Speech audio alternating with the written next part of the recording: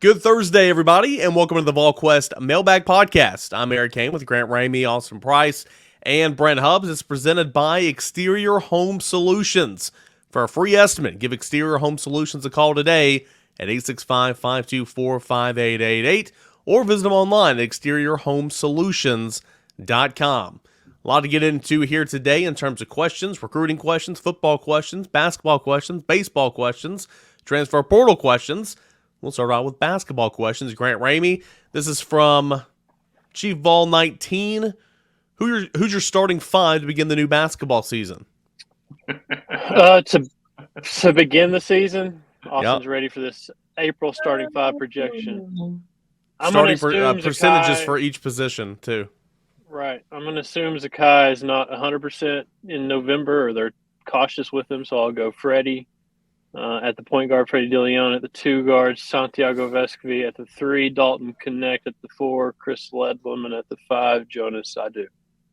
Do it with Santi, or do it with Double Z. Just replace Zakai with Freddie. Freddie with Zakai and bring Freddie off the bench. Okay. But that's no, sound the alarm bells on Zakai. I just think you, in this situation, as late as he tore his ACL in the season, that you're extremely cautious with him on when you bring him back and how you treat the whole situation.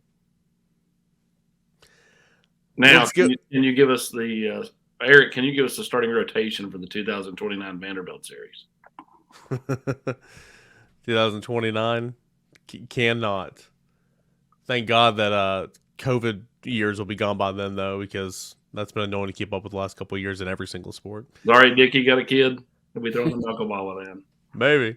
Let's go to Carry the Fight 42. Give us the scoop on which teams have shown the most interest in the Vols' top NFL draft prospects. Darnell Wright, Hooker, Hyatt, Tillman, Young.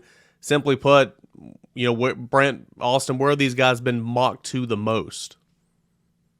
I've probably seen Darnell mock the most to Tampa Bay. That one has kind of seemed to be the most consistent on mocks out there. Certainly have seen him to Chicago.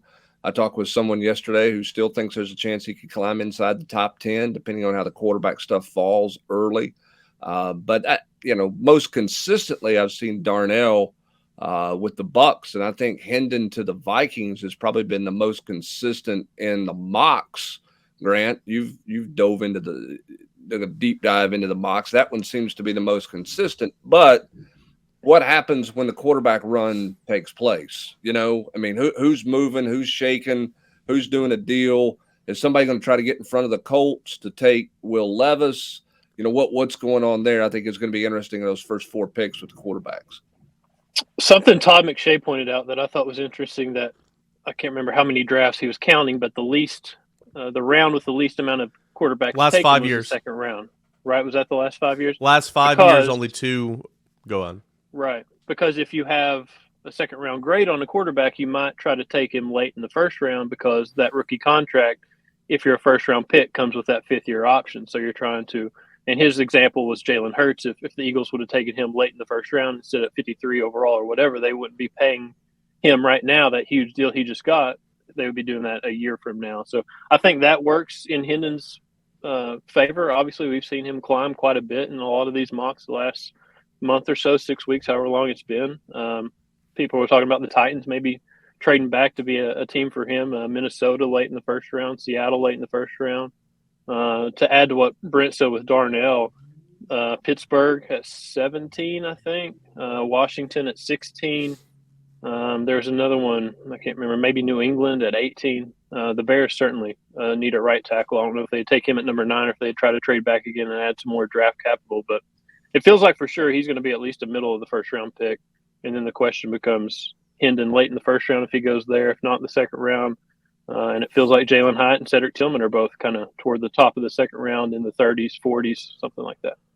It's interesting on Darnell, Austin, for me, and kind of looking at this. I wonder if he gets past New England, because I think New England's interesting. They need an offensive lineman. If they go offensive lineman there, Darnell, to me, makes the most sense, and here's my rationale. Bill O'Brien's the OC up there now. He's seen Darnell up close for 2 straight years, and he's been in the room when they're grading tape and he's talking to Will Anderson and everything else about Darnell's ability, I think Bill O'Brien might be more in love with Darnell Wright just because he's got a firsthand account and firsthand knowledge of what Darnell Wright can do and what he did to Alabama the last 2 years. Yeah, I mean, to me, Darnell's the most interesting prospect, just because he played left 2 years ago. He played right this past year out of necessity, and really, when you think about just kind of his versatility, he could play guard if they needed him to in the NFL. Like, I mean, he's a good enough athlete, and is a big boy. You're right. I think New England makes a ton of sense. I was sitting at Litton's for my father-in-law and my dad's birthday on Tuesday night, and ESPN was on the screen, and there was a mock draft going on. And of course, they're putting it up like it's the real draft. And I was sitting there thinking, like, who's sitting at a bar that doesn't really pay attention a whole lot and is tweeting, man, Darnell Wright just got picked by the Commanders, because that's who they had him getting drafted by. There's a bunch of teams right there in that. I think Darnell could go as high as 10. I don't see him dropping past 17 or 18. Like, I just don't see him getting past that point. Hendon, if I'm the Titans and you saw what you got out of Josh Dobbs last year from an interest standpoint, if you're going quarterback at that spot, unless just somebody falls that you really are in love with, I'm rolling with Hendon Hooker. Like, if the Titans were to try to go and draft Will Levis over Hendon Hooker, they don't.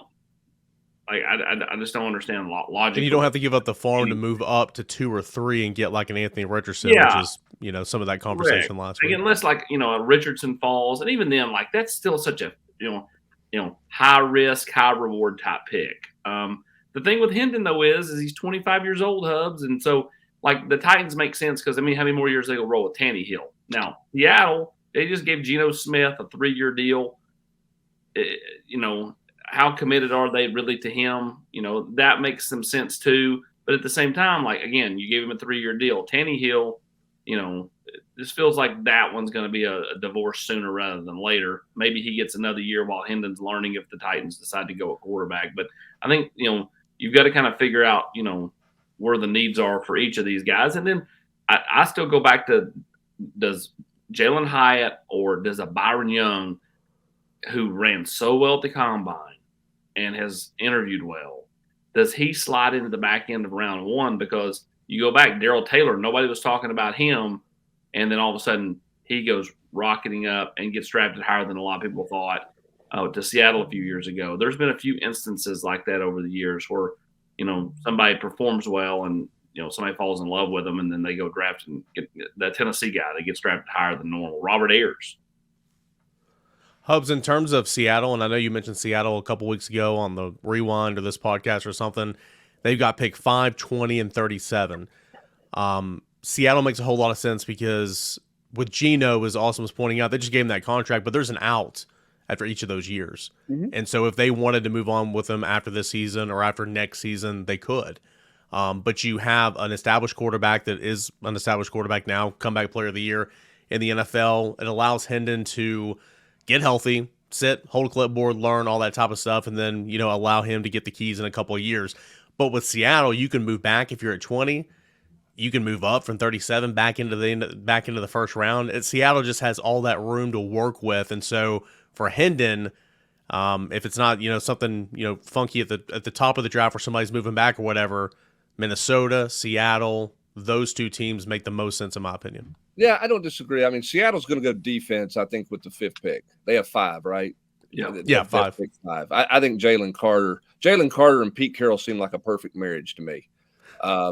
Just in terms of managing, that's kind of a Seattle type guy, right? Who's, quote, deemed a high risk, but, fits the characteristics of kind of what happens in Seattle. So Jalen Carter there seems to make a lot of sense at 5. I think the question is going to be, where is Anthony Richardson, and where do people have Anthony Richardson versus Hendon Hooker? If the Titans, Grant, are sitting there and they're looking for a quarterback, do they think higher ceiling with Richardson, lower floor right now?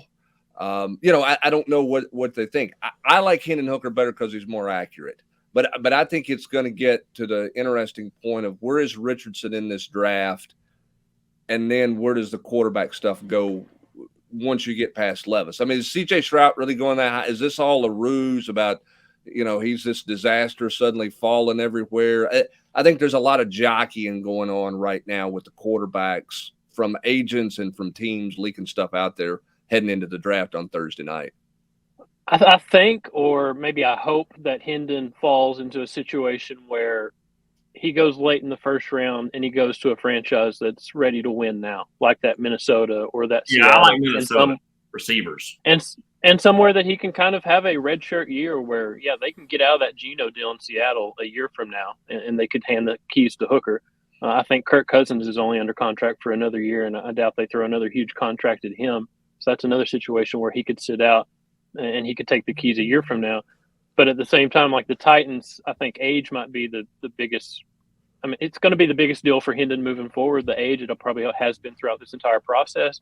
But are the Titans ready to win now or win a year from now? Are they really? Because by the time you put the pieces together on this roster, how old is Hendon? How long has he been in your franchise? Kind of what are you looking like there? I think a team that's more prepared to win now looks less at Hendon's age and what he can give you in the next 3-4 years and try to strike while the iron's hot. Quarterbacks are playing longer in the NFL, though, than they ever have. So does the age thing get bumped down a little bit in the eyes of some people because of the length of time that quarterbacks seem to be playing now compared to years ago? I don't know. I mean, does his game allow him to do that? If he's going to run a lot, Eric, he may not have that kind of longevity. Those are all things that executives and GMs are trying to figure out right now. And looking at the mocks last couple of weeks, Hyatt has been a popular pick to the Giants in the late 30s. Tillman to the Cardinals or to the Panthers, kind of, again, always those late 30s, early 40s. Young has been mocked to the Raiders. He's been mocked to the Green Bay Packers at 54. That's kind of what I've seen from there. Also, trivia question, guys. If Hendon Hooker, which we all believe is going to happen, is selected in the first round tonight, he will be the second oldest first-round quarterback selected ever in the history of the NFL draft. Chris Who was Winkie. the oldest? Chris Winkie. Nope. That would be my guess, Chris Winkie. It didn't happen much too long ago, guys. And in the last, I would say, 13, 14 years, maybe 15 years. Think about old guys in the league. I mean, older quarterbacks. I don't know the answer to that. I mean, because Warren Moon's obviously a lot older than that. He came in from the Canadian Football League. This guy didn't last, and he didn't play. Oh, okay. Well, now I'm out. Brandon Weeden. Okay, from Oklahoma State. Brandon Weeden. From Oklahoma State after playing baseball. Yep, 27? Was he 27? 27, yep. Yeah, that didn't work. That didn't work very well for him. It did not work. It did not work at all. The Hyatt thing's interesting. I know we got to move to the next question. The Hyatt thing's interesting because I think that's got to be a team looking for something specific, Austin, because I don't think the tape on Jalen Hyatt is great in terms of a lot of yak yards, catching a bubble screen, catching a quick slant. He's not available. A lot of things. I mean, he's a straight vertical guy. So I think you got to be looking for something specific when you take Jalen Hyatt, whereas I think Tillman in time may have a little more body of work can do a few more things. He just doesn't run as well as Jalen Hyatt. Yeah, I love Cedric Tillman. I think the team that gets him is getting someone who 3-4 years from now could be going, man, how did we end up with that guy at pick 42 or whatever? I mean, I think he's going to be that good. And I never would have said that. Hubs, how my stance on Cedric Tillman. It was a run play every time he went on the field. It was. He literally, his first 2 years here, it was that telegraphed. Yeah, it was. And then all of a sudden he makes it out and catch against A&M at the end of 2020 and takes off, and the rest is history. But you're right. We are 14 minutes into the podcast. I think we've answered one question. Hey, Colts.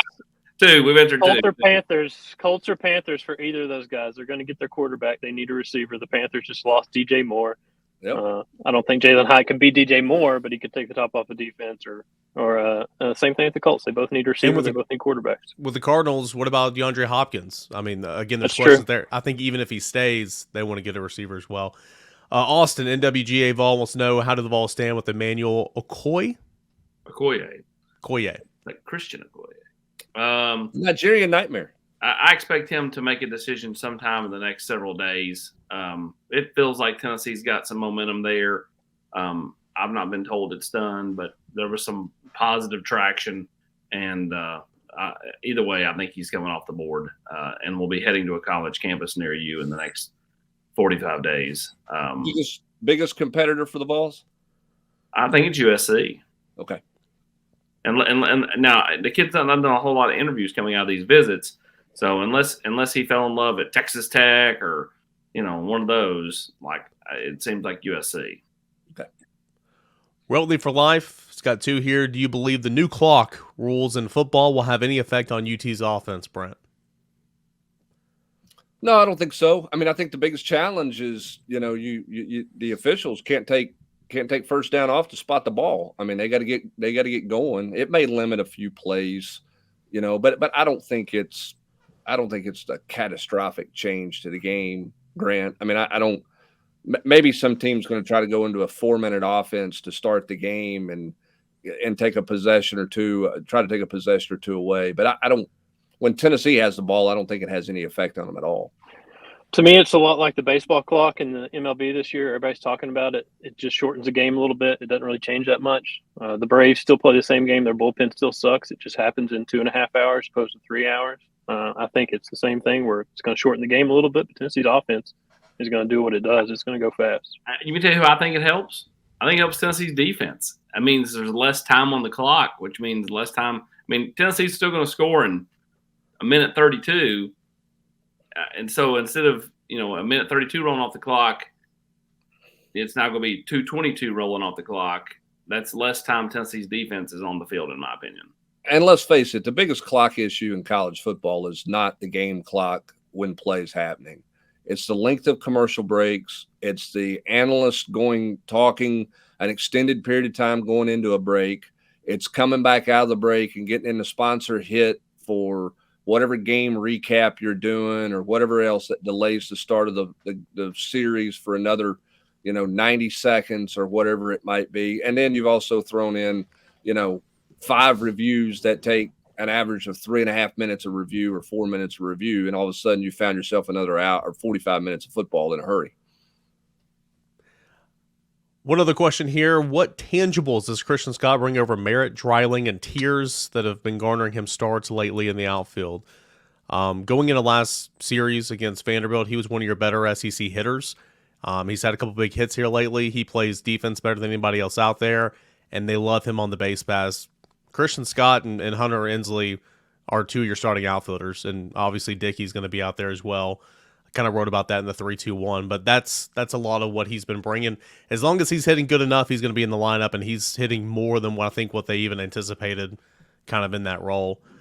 Let's go to wrong-handed. A couple of weeks ago on the pod, y'all said that personnel was the main reason Rick Barnes had only had one offense that was better than 35th in the country. Do you think this roster has the right personnel to be top 25, Grant? To be determined. I mean, you didn't bring Dalton Connect here because he's a really good defender. You brought him here because he's a really good scorer. And you didn't bring Chris Ledlam here because he's a great defender. You brought him because he's a pretty good scorer. He was at Harvard. So the question is going to be, how do those guys translate? Jordan Gainey, the same thing. He's one of the best shooters in the transfer portal. What does he shoot like when he gets to Tennessee? I think they did a lot to help their offense. Are they going to be a top 25 offense? I have no idea. It depends on how reliable Chris Ledlam is in the post. It depends on how what kind of steps forward Jonas Adu takes. Are they going to have reliable guys down there that you can dump the ball and get a bucket when you need to? Is Jordan going to be a knockdown shooter on the perimeter? Is Dalton going to be a driver and a guy that can, hit threes and score the mid-range score at all 3 levels? I mean, if these guys kind of live up to their billing and what we saw from them at their previous stops, then yeah, they help the offense a ton. But that's the thing about the transfer portal is you never know who's going to translate to the next level. You never know who's going to get here and look completely lost and out-athleted and all that stuff. So it remains to be seen, but I think they did a lot to help their offense. How much does Meshack's development, if he can develop offensively this offseason, change what they look like offensively if he becomes a guy who can get to the rim and finish? It's huge. Shaq, the year-over-year difference with Jemai Meshack is huge. From what we saw his freshman year to his sophomore year, just the kind of the work he did on his jump shot, the mid-range. I can't remember if he was leading scorer against Louisiana in the first round of the NCAA tournament or something like that. But for him to make, he's one of the best perimeter defenders in the conference, in the country. That's great. But the ground he made up on the offensive end, and if that continues, he'll be one of Tennessee's better players, one of Tennessee's most complete players, and one of Tennessee's most important players for sure. We got plenty more to get into of your mailbag questions, but first, a quick word from our proud sponsors, Exterior Home Solutions. You know, life happens, and damage to your home can be extremely stressful. That's why it's important to find someone who offers efficient, quality work with financing options. Exterior Home Solutions, they value not only family, but community, and they're who I call when life happens, and you should too. We continue on here. We'll go to hitter. That's to say, we seem to be in for a lot of big-name edge guys. Ross Lindstrom rushing. Gosh, I can't say it. Nunari. How you say it? Winery. Mastered it. I've mastered it after butchering it for weeks. How many would you say that Tennessee takes, and is it a first-come, first-served situation, or are we holding off on commitments that position similar to how we were at linebacker? Yeah, I mean, I think that, there's going to be a few of those guys that, like, no matter who's committed, like, if they want to come, bring them on. They've done a really good job with edge the last few years. Williams Winery is a really, really top-end prospect, obviously the number 2 overall player in the country by On3. But, I mean, he's a top-end guy across the board. And, the rushing kid going to visit officially in June. That one I just don't feel like Tennessee is like, I feel like Tennessee is, at the top or, tied at the top with Oklahoma for Winery. I don't have the same feeling for rushing. Danny Okoye is another guy that, is going to be back here for a visit. That's an edge guy. So, which is a different Okoye, not Emmanuel. They've done a really good job there. I don't think there's a pecking order, but I mean, Winery's going to have a spot here regardless of who's committed here. West T and Mike wants to know, is Selden on the short list for kick returner this year with the departure of Jimmy Holiday, or is D. Williams going to do both? Yeah, he's on the short list. I'd put he and D back there together. Some other options, Brent, would be Sampson, Squirrel, Addison Nichols, Brian Grant. I would put Cam Selden and I would put D. Williams back there. That would be where I would go. I don't think I would take a chance on Squirrel White back there.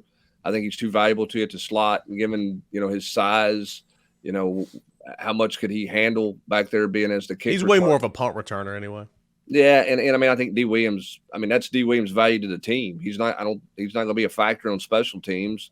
They haven't worked him any. I mean, it's a factor in the secondary. They haven't worked him anywhere with any specialty on offense. So, I think the value for D. Williams is on the punt return game. So he's farting to skillet specialist. Yes, I'll never understand when he's not a factor at all in the secondary. Why they don't at least give him some kind of package on offense? Because I mean, when he has the ball in his hands, he's pretty good. Sam Smith wants to know, what NFL prospect that you saw in person do you think will have the best career? I guess that's a prospect that you saw in person this past year. Jahmyr Gibbs. We talking opposing opponents? Yeah, that's how I read it. Like, I get it. Running backs, you're not going to take, high picks on running backs these days in this NFL because, go back to the Super Bowl and look at the guys on those rosters and who's doing the most for the Chiefs and for the Eagles in those games. But Jahmyr Gibbs, just what he did the few times he got the ball, didn't feel like he got the ball a ton in Knoxville, but just the way he performs with the ball in his hands in space, the way he can make guys miss, his feet, his quickness, his speed. I mean, everybody compares him to Alvin Kamara for good reason, I think. If you can get him, I know B. John Robinson's a guy that everybody's kind of circling at running back as the number one guy, but man, Jahmyr Gibbs, he was impressive. It's got to be Will Levis, right? It's true. I forgot about him. Could be another Will, maybe Anderson, but probably not Levis. Yeah, I think which Will did less in Knoxville, Anderson or Levis? That's a good one. That is a great question there. Whoa. I bet it's Anderson. He did less, right? I mean, at least Levis threw for 98 yards. I mean, but at least Anderson didn't put mayonnaise in his coffee and eat a whole banana. So For me, I mean, if he can stay healthy, Bryce Young was the best football player I saw last year. I agree. Same. I concur. I mean, if he's not on that Alabama team, they're 7-5 at best. I mean, he willed them to a win at Texas. He nearly beat Tennessee with not 100%, like 60%. Gosh, I mean, could you imagine him at 100% against Tennessee that day? Whew. He was the best player I saw. I think a guy who's going to have a better career than people want to give him credit for right now. He's not going to be drafted as high as a result. Is the Olajari kid at LSU off the edge. I think he's going to end up being a really good player in the NFL. Jalen Carter's in this conversation. I think Nolan Smith is in this conversation. But yeah, I would go with Bryce Young for me. I mean, his ability to move up the pocket, keep his eyes downfield, evade pressure was really, really good. Another one here from Sam Smith. Do they have Cal Stark at catcher versus elite right-handed pitching, or do they move Dickey back to catcher versus right-handed pitching? I don't know. I think Tennessee's best hitting lineup, without a doubt, is with Dickey behind the plate, but it just seems like they're really comfortable right now with Cal Stark catching against righties or lefties. They love his right-handed bat in there because they're obsessed with having balance in the order. It just feels like right now Cal Stark is your catcher, and that doesn't mean Dickey won't ever catch, but I just feel like right now their plan is for Cal Stark to be your catcher. Have Dickey come back in there in late inning situations, maybe, because Cal Stark is always a candidate to be pinch hit for. And if that were to happen, unless you bring Chuck off the bench, you'll have Dickey back behind the plate. Let's go to Z-Vols. What are the long-term positions for West and Hobbs? Will they have a true one-technique defensive tackle once Thomas, Terry, and Simmons are all gone? Seems like we're going to lose everybody that's 310 pounds plus and aren't recruiting those types of players any longer. I mean, I think that you're looking at, those two guys being they're probably more three techniques. I'm not sure you'll have just a straight nose Hubs. I just don't see that. Well, and again, I think that's okay because of how they play. They want to play so vertical up the field. I mean, it's not like they're defensive linemen are normally pretty big. Yeah, and they're not shading a center to take up two gaps and just kind of squat there like a lot of nose guys are. So I think they'll be a little more traditional with more two kind of traditional tackles that way, and roll with it there. That doesn't. And again, this is probably me, my bias. I'm not really worried about what they look like there as long as Rodney Garner's coaching the defensive front. I mean, there's a couple of kids at Auburn, the Wooten kid at Auburn who's going to go in the draft probably on Friday, is a guy who played a year at defensive tackle. Then they bumped him out to play him at defensive end, and he put on 45 pounds once he got to Auburn. It'll work itself out. I'm not really worried about where they are in terms of a 1 or 3 or 2 threes or whatever you want to call it inside. What you're saying is Rodney Garner's name speaks for itself, and you'd have to be an idiot on this podcast to call him Charlie Garner. Yes, that would be correct. Charlie Garner was a great throwback. Deep cut throwback. Eric, do you know who Charlie Garner is? Yes, because you guys have mentioned him like 4 times over the last year, so I've caught on. What did he play? Football. Former football player.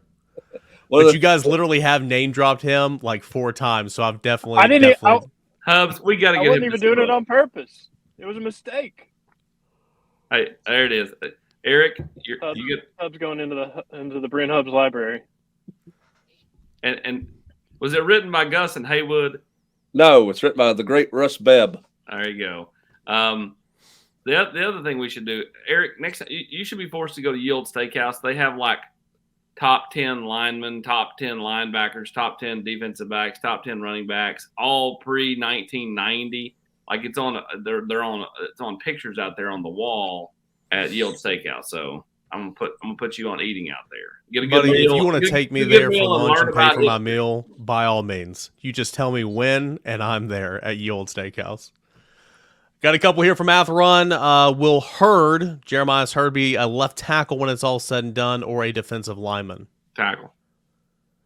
Any more commits coming before June officials? Yes. Who is a better class of commits from the state of Missouri when pen hits paper, Tennessee or Missouri? Tennessee. Thoughts on the roles of all the new B-ball transfers, starter minutes, heavy minutes off the bench, etc. Starter. Chris Ledlam's starter. Go ahead, Austin. No, I'm just having fun. Keep going. Dalton Connect starter, Jordan Gainey off the bench. They need Ledlam to start because they like JP Estrella, the 4-star forward they signed, but they want to let him take his time and not have to be somebody that plays a huge role day one. So Chris start, Dalton start, Jordan Gainey off the bench. We'll stay with basketball here. Vol by Grace.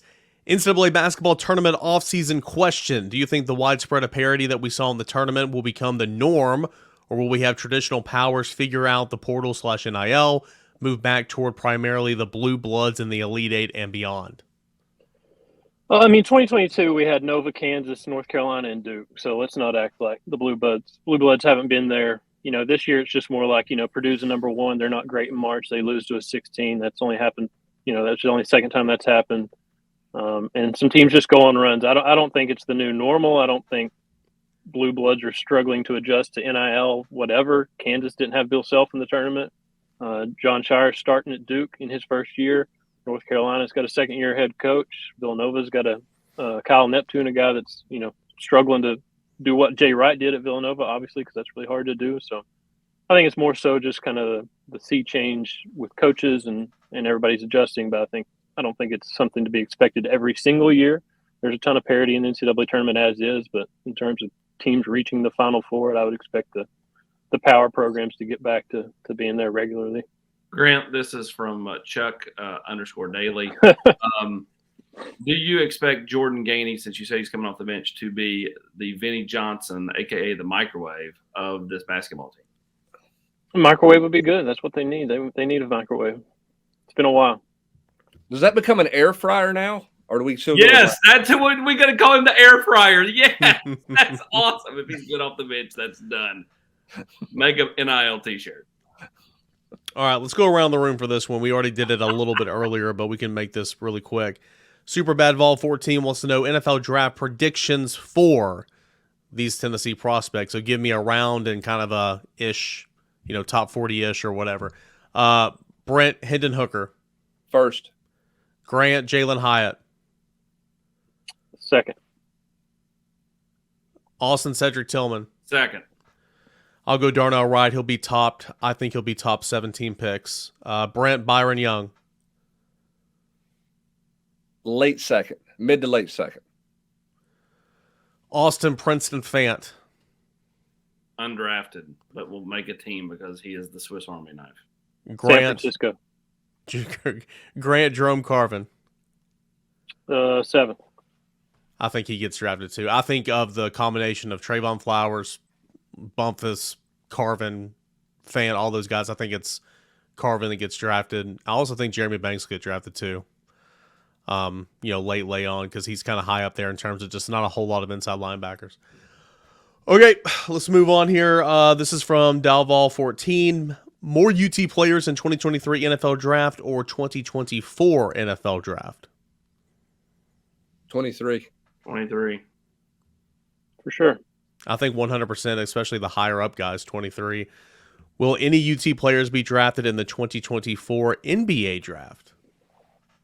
No. I mean, Julian Phillips is really your only shot, and he's like on the 24 draft. 24 draft. That's a year. 2024 draft. Ooh. That's a great question. You've not seen half of these guys that they brought in. Go ahead, throw one out there. We'll make a headline. Yeah, I have no idea. I can't even answer. Will the air fryer get drafted? Depends on how much he air fries, I guess. Give me some Locked On Vols content next week by saying Grant Ramey says Freddie DeLone will be drafted as a lottery pick next year. If Freddie's one and done, he is the natural bucket getter that he calls himself. Technically, he wouldn't be one and done. It's true. One and a half and done.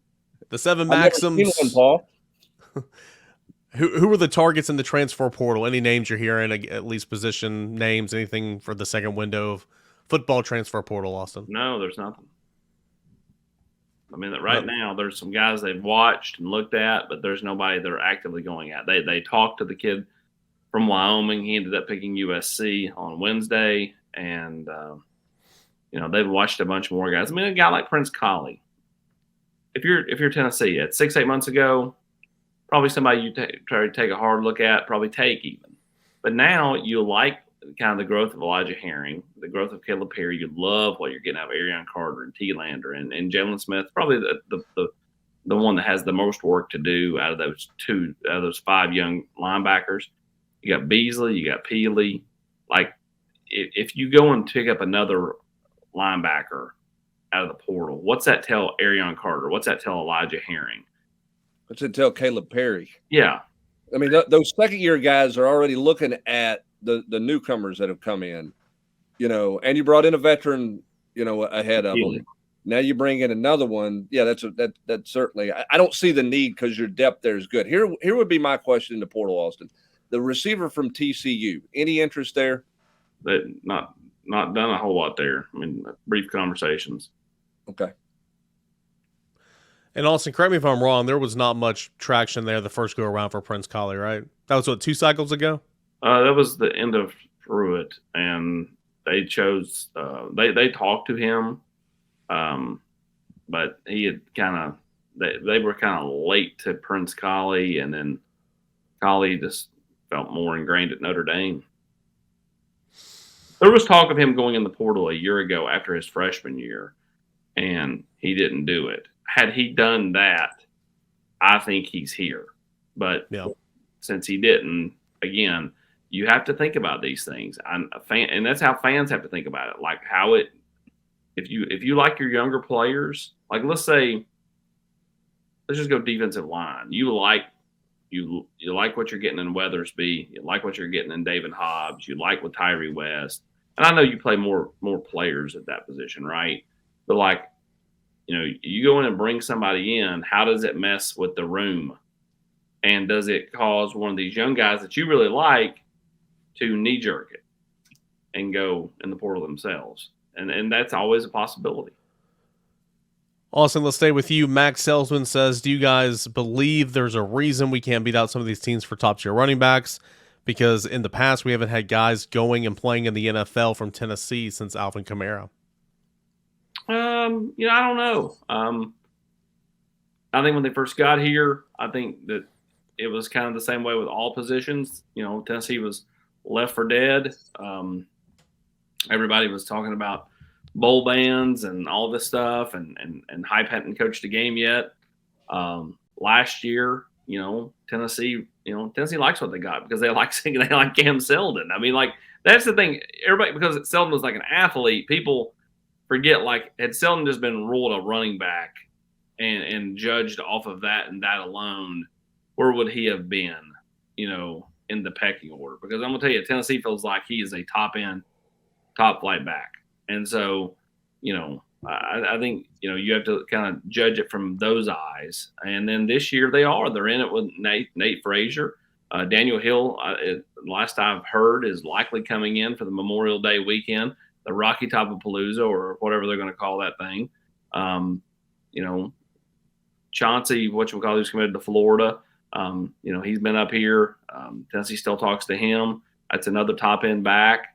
Tennessee's in a great spot with Lewis. They're in a great spot with Peyton Lewis, but they're in a great spot with Braylon Russell. And again, what's Nate Frazier do? To me, he's now the number 1 running back on 3. He really liked Tennessee a lot. His mom liked Tennessee a lot. Again, though, that's one that's going to go a long time. And I don't see him making any type of decision in the next 6-8 weeks. So, that one you got to play the long game with. And again, you're going against the best of the best for him. Let's go to DPhil 17. When was the last year when Tennessee football had players that were being projected like this year's Tennessee class in the draft, especially at quarterback? Brent, I was talking to Josh Ward the other day, and he made a really good point that I never really thought about, but I mean, yeah. I mean, this is the first time in terms of quarterback that a team is going to take a Tennessee quarterback to be the guy, not just to add depth to the room, not just to be a backup, for years to come. I mean, Hendon Hooker's going to be selected to be a guy, and that hasn't happened since Peyton Manning. I mean, that's kind of hard to believe, but I mean, even more so than the quarterback position. When's the last time Tennessee's had this much buzz going into a draft? Well, in 2011, they had 3 first-round picks: Cordell Patterson, Juwan James, and Derek Barnett. And 2010, they had It's 2 different years. I mean, yeah. Barnett and Patterson are 2 different years. Okay. And then in 2010, they had Barry and Dan Williams, right? I'm sorry. Since 2011, they've had 3 first-round picks overall. I misspoke there. Apologies. The last time Tennessee had this many guys taken in the first 3 rounds of the draft, assuming that they're going to have 5 guys taken in the first 3 rounds, was 2007. It's only happened twice since 2001. Now in 2000, they had 8 guys taken because they were pretty good then. Really good then. They had a lot of buzz that year. But that's a long time ago. And that's the point of the column that I wrote on Wednesday, was just this is Josh Heupel's biggest win. And I know it sounds crazy because you stormed the field against Alabama, but for your current roster, for recruiting, this weekend is Josh Heupel's biggest win. I got trivia. Wait, Eric, I got trivia. 2002, How many Tennessee players were drafted? How many in the first round? Who were the first rounders? 2002 first rounders. 2002. You had Hainsworth and John Henderson go like 8th and 11th, right? 9 for John. I don't know on Dante. 2 different years? No, they were the same draft class. Unless Wikipedia has lied to me. How many numbers? I don't know. 10. 10 guys drafted total. 10 guys drafted total. John Henderson, Dante Stallworth, Albert Hainsworth in the first round. It's pretty incredible. Pretty incredible. I do want to end on this one because and that team lost to LSU in the SEC championship game, cost them a chance to play in for a national title. Too soon, Brent. Too soon. Sorry. Bad salt. Dominic Davis. This is from Eric Kane for Austin Price. What do you think about the SEC taking away field storming? It's incredibly stupid, man. How many times did you hear last year, whether it was the Tennessee game or other games where they stormed the field? Man, what a scene! This is why college football is so great. Like nobody hit anybody. Nobody anybody like Nick Saban saying he was scared. Come off it, old man. Like you weren't scared. Neither was any of your players. That's ridiculous. I mean, like I get it. Like it's to be fair, that one wide receiver hit that girl, but yeah, that's right. He did hit her, even though it was. I mean, like it wasn't like a hardcore deal, but I mean, still. Yeah. I mean, I don't get it. Like I'm not saying that like if somebody actually got in that situation and it was bad, sure, but like until that happens, like it doesn't happen frequent enough to be like, oh, we're taking a home game away. Like, I mean, I know that that's not what they've totally settled on, but like, I just feel like what makes college football so great is the ability to interact with fans, to have the fans be a part of moments. And that works, both ways. I mean, heck, Tennessee had, how many times in 2000 did somebody storm the field against Tennessee? Was it twice, Hubs? Georgia did.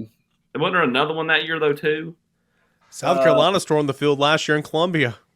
Yeah, I mean, here's my thing, and I said this, I think maybe in a Twitter deal with Jason Swain, and I'm not knocking any security people at all. I'm not knocking them. They've got 100 of them lined around the lower bowl.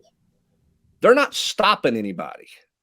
Like they're not going to stand there and arrest somebody in a stampede as they cross the deal.